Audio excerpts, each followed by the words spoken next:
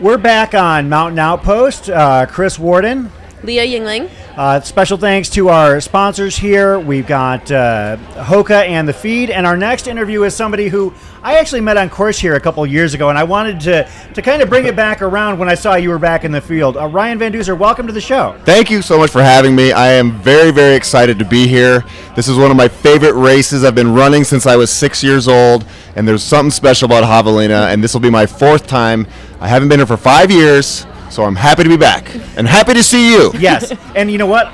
I am fully clothed this time around. Yeah. Last time I saw you, you were, I don't know what you're wearing on the bottom half of your body, but may have been questionable. So as background, prior to COVID, I had shown up in 2018 and 2019 wearing what I called a Skype meeting outfit. So I was wearing a blazer, a dress shirt, tie, and boxer shorts. And it just so happened that Jamil and Jubilee were a little bit concerned about that first turnoff to the Escondido loop, because back then it was still washing machine style. So they said, hey, we need somebody to go out there and tell runners which way to go. And so I said, yeah, sure, I'll do it. I drove out to the intersection and went out onto the trail. I had a Bluetooth speaker, and I was standing there, and I just started dancing and like just kind of listening to music. And Ryan was running that race, and he was filming and, to do some content creation. And he stopped, and he's like, whoa, look at this guy. And so that's how Ryan and I met, was literally on the course out here back in 2018 was the year that I did that for the first time. We've been buddies ever since. Yes. Like we're the kindred spirits. I saw you. I thought maybe it was a desert mirage. What's this guy doing? Looks like he just got off of Wall Street. To be fair, it was early in the day for a desert mirage That's at that true. point, because that was on lap one. But now it's same direction the entire time, and we're pretty well dialed in. But yeah, that's how our first in-person introduction went down. Hey, That's my favorite way memorable. to meet people. Wearing a costume, acting goofy in the desert. Well, that's why you came back out here this year. Exactly. It's because of you. Yeah, so you've been here a few times now. You mentioned, I think, 2017 being the earliest time you were here. What keeps you coming back? The vibe here is through the roof. The people, the excitement. I love the desert. I love the landscape. I like it hot, actually. I like the heat. I live in Colorado. And there's just something special about it. There's the positive nature of everybody here. Like even at the airport, on the airplane, oh, you're running Havelina, right on, let's be there. And everybody's just so supportive. And it's one of those races where, it's attainable to the average person. It's not like hard rock where it's like really, really, really difficult to get into, or it's really, really difficult just to do it.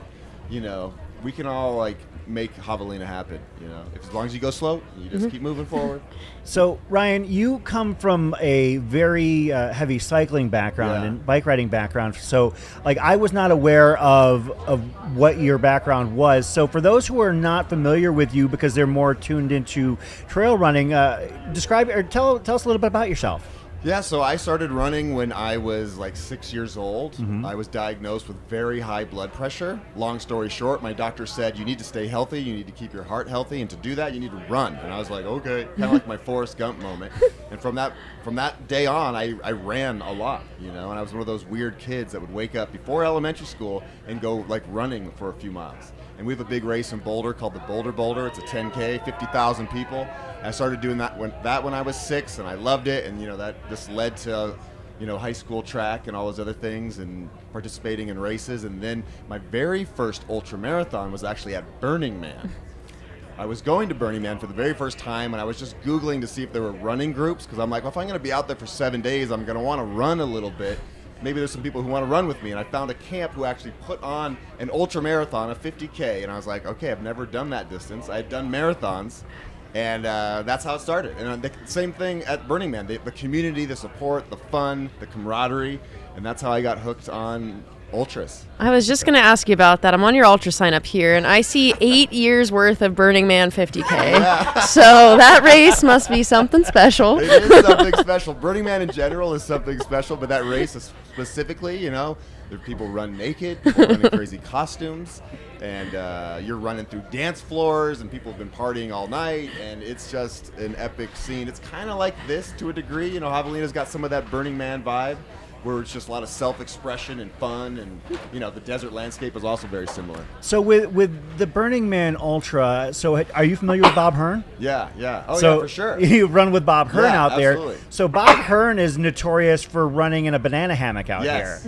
So like those who have seen, photos of it in the past, Bob will like literally wear like basically one piece of fabric, and he does it for 20 or 40 miles.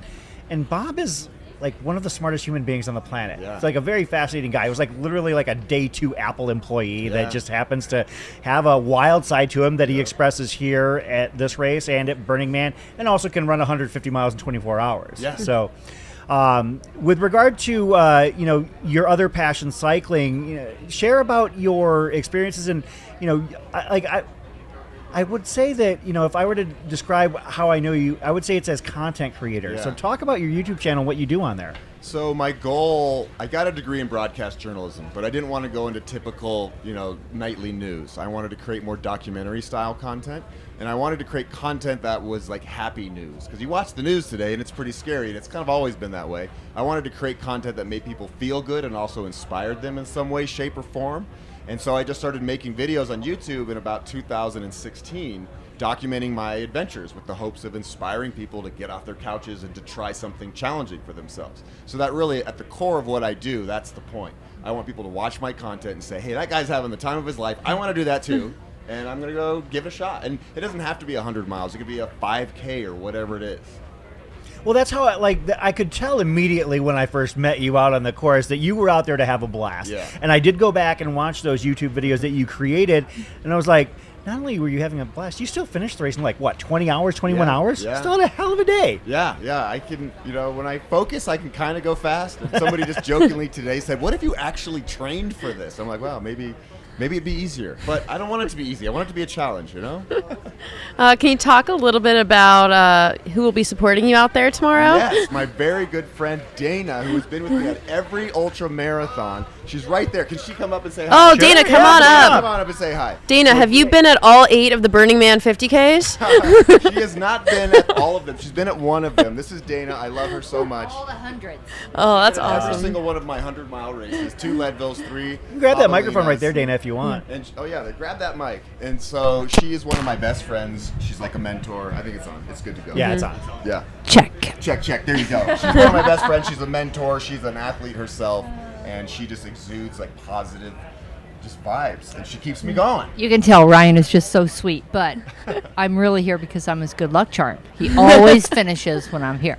That's true. So, Dana, what do you tell Ryan whenever he's down in the dumps in the middle of a race to get him back out there? Well, over and over, if he really wants to finish, I get him back out there. Like, there is no doubt. But he makes it look easy. He makes most things look easy because of that positive attitude. But, he'll do it.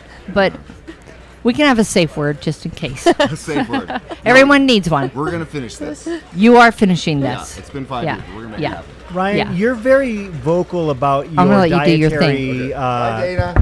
You can hang out if you want. She's leaving.